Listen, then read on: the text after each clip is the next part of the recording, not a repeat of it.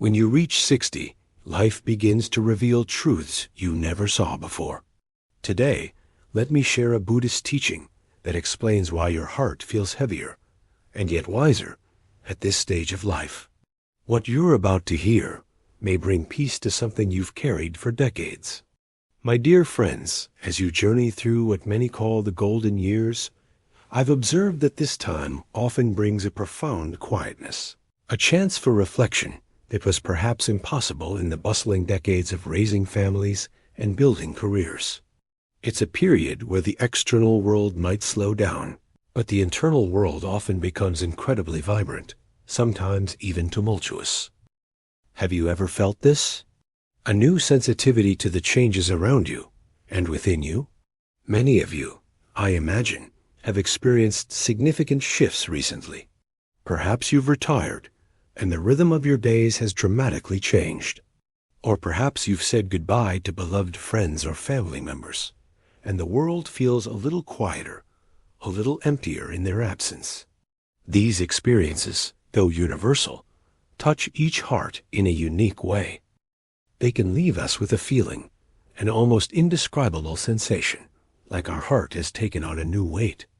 It's a weight born not just of sorrow, but of memory, of reflection, and of a dawning understanding of life's deeper currents. Do you sometimes wonder why these feelings surface so strongly now, at this particular stage of your journey?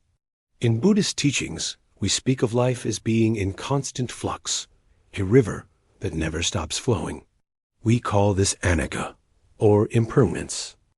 Everything around us, and indeed within us, is always changing. Think back to your younger days. Was there a time when you imagined your life would stay the same, that certain joys or certain stability would last forever? Many of us do. We build our lives, our routines, our identities around jobs, relationships, even our physical capabilities, believing them to be solid foundations. But then, as time unfolds, the river of life carves new paths. Your career ends, and suddenly, the person you knew yourself to be, defined by that role, begins to dissolve. Your children grow, leave home, and create their own lives, and the daily duties of parenthood shift. Your body, once a tireless machine, starts to whisper reminders of its own impermanence. These are not failures. They are simply the nature of existence. Have you ever felt a pang of loss for a past identity, a past routine, even when you knew it was time for change? Do you sometimes wonder who you are now that the roles you played for so long have faded? This feeling, this wrestling with change, is perfectly natural. It is the heart's way of processing the truth of impermanence. The teachings tell us that while change itself is neutral, our attachment to things as they were, or our resistance to things as they are, is what often leads to our suffering. Imagine holding a handful of water. The harder you try to grasp it, to keep it from slipping through your fingers, the more quickly it escapes. But if you simply allow it to flow, you can appreciate its cool touch, its clarity, without the struggle. It's a gentle reminder that happiness isn't found in clinging to what is constantly changing, but in learning to flow with it. Consider the story of an elderly woman named Martha. For decades, Martha was the matriarch of her family, hosting every holiday, organizing every gathering. Her identity was deeply intertwined with being the one who held everyone together. As she entered her late 70s, her energy waned, and her children, lovingly, began to take over these responsibilities. Martha found herself feeling a deep sadness, almost a sense of being obsolete. She missed the hustle, the planning, the feeling of being indispensable.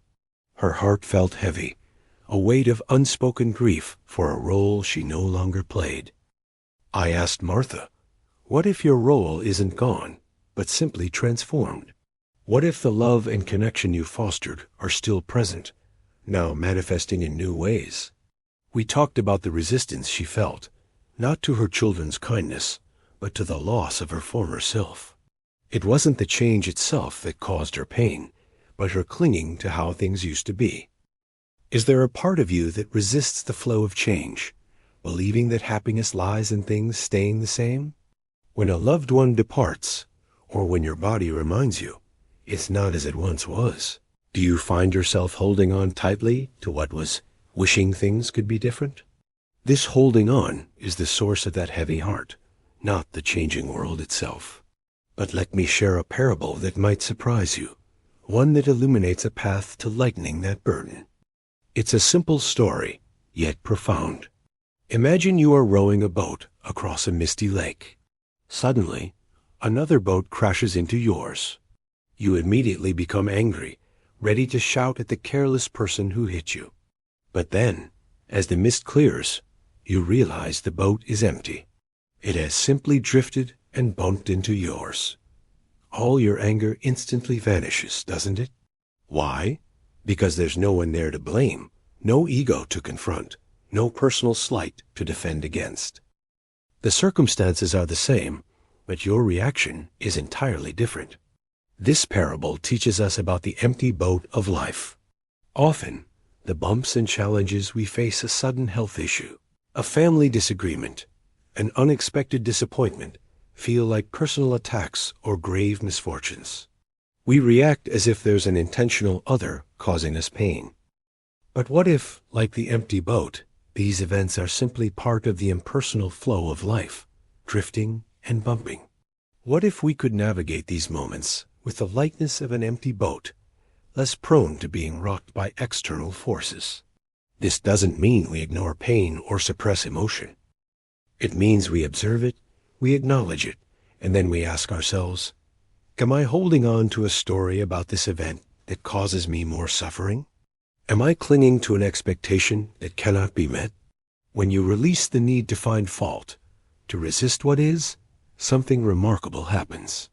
The heart, though still acknowledging the reality of a situation, feels a little lighter. It finds space for a different kind of wisdom. This wisdom, cultivated over decades, is precisely what makes your heart feel heavier, and yet also wiser. It's the deep understanding that has come from weathering countless storms, from loving and losing, from building and letting go. It is a wisdom that whispers, "This too shall pass." What if there was another way to look at this stage of life, not as a decline, but as an unfolding into a profound new chapter of wisdom and peace? Many seniors I've had the privilege to speak with often express a yearning for purpose after retirement. What is my role now? They ask. What am I for? This is a beautiful question, for it invites us to explore purpose beyond external achievements. The Buddhist path reminds us that purpose isn't just about what we do, but profoundly about how we are. It's about how we show up in each moment, with kindness, with awareness, with compassion. Consider the simple joy of sharing a story with a grandchild, or offering a kind word to a neighbor, or simply sitting in silent contemplation, breathing in the beauty of a morning sunbeam. These moments, often overlooked in the rush of earlier life, become precious jewels now. They are not grand achievements, but they are profound acts of being. They are the essence of a life lived with wisdom and presence. What if the greatest legacy you can leave isn't material wealth, but the quiet wisdom and kindness you embody? This stage of life, my friends, offers a unique opportunity to cultivate a deep sense of gratitude. When the external world quietens, the internal world can expand. Take a moment with me, just for a breath. Pause and breathe. Feel the air as it enters and leaves your body. Notice the quiet strength within you. Now, let your mind gently wander to 3 simple things you are grateful for right now. Perhaps the warmth of your home, the taste of your morning tea, or the sound of a bird outside your window. Have you noticed how a moment of deep appreciation can instantly quiet the clamor of the mind, replacing it with a gentle peace?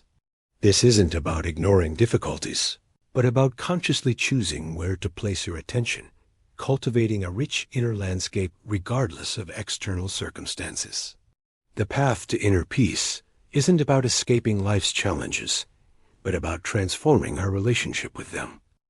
It's about understanding that the heavier heart you feel is a heart that has loved deeply, experienced much, and is now ready to understand life with an even greater depth. It's not an end, but a profound transformation.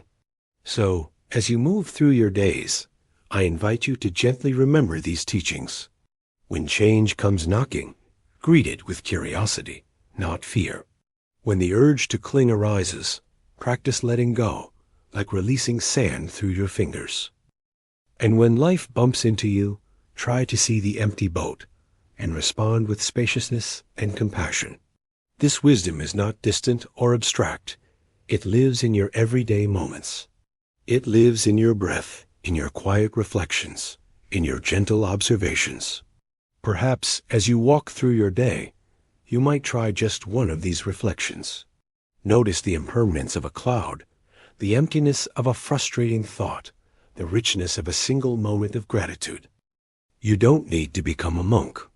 You simply need to open your heart to the wisdom that is already within you.